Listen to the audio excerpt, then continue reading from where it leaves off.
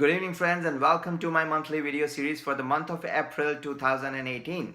The sun is shining and the spring is here. How's the real estate market doing?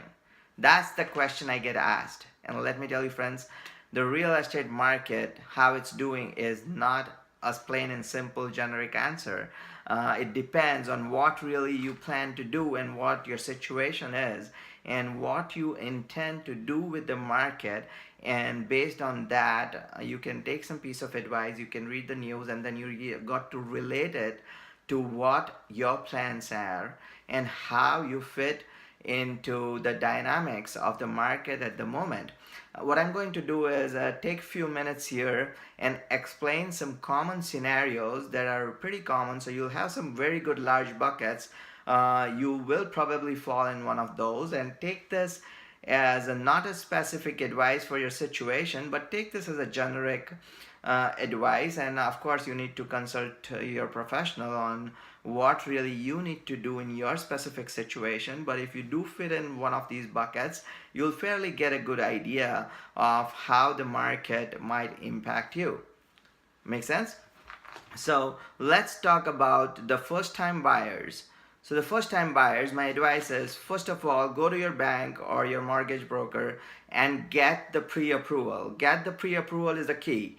The times have changed 6 months ago, and now there's a very strict mortgage rules in place. The banks have become strict. The mortgage qualifying criteria have changed. So the first thing you should do is go to your bank and get the pre-approval. That's my advice for the first time buyers. And if you fall in the range of 500 to 700,000, if you're qualified to buy something between 500 to 700,000, talk to your realtor and look for a good freehold or a common element townhouse or a semi-detached for yourself. You should be able to find something good around GTA. And if you're qualified for something between 350,000 to 500, 550, I would say go and look out for a good condominium that may fit your needs. That's for the first time buyers. If you are in a situation where you are in a condominium or in a semi-detached or a townhouse and plan to upgrade to a detached bigger house, I think you are in the best position right now. Of course, mortgage qualifying applies to all the segments, so go ahead and do that. Provided you get qualified, what you need to do is you are in the best segment right now, because it is a seller's market for the smaller homes. So anything between 500 to 700, if priced well, it's selling right now. It's not in the market forever. So you are at an advantage as a seller being in that segment. And what you intend to buy, if it's a 1 million plus house, then you are at a definite advantage as a buyer of a single detached home. The single detached home in GTA has shown the maximum dip, and that's where the buyers are having advantage. So if you fall in the second bucket, you have a two-edged sword. You are winning as a seller, you are winning as a buyer. So that's the best segment.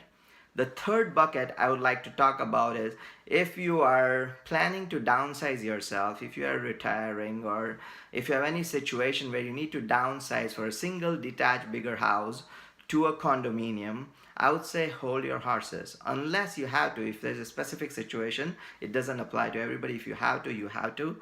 But if you can hold it, I would say it's not the best time for you, because the single detached is maximum impacted, and the market that you try to enter right now, that is buy a condominium or a townhouse, that has gone above. Like last year, everything was showing negative trend in terms of price, but the condominium went up. Again, the same thing in March this year compared to last. Condominium is still showing up for trend. So if you're buying something where there is a seller's market, there are people rushing to buy, there are started bidding wars in that area, and you're selling something that is not many buyers are qualified to buy that, and not many buyers for that, you are not at an advantage. So these are the three buckets that I would like to talk about in general, to give you an idea about the market overall. So this, I think, helps you answer that question, how the spring market is doing. And then there are many factors like the average sale price, what is the inventory in the market, how is the months of inventory, and those factors. But for those kind of detailed analysis, you need to work one-on-one with your realtor to get a better idea about it. But overall, I'm seeing the market doing very great. It has started to pick up for the smaller segments. I hope the singles also start doing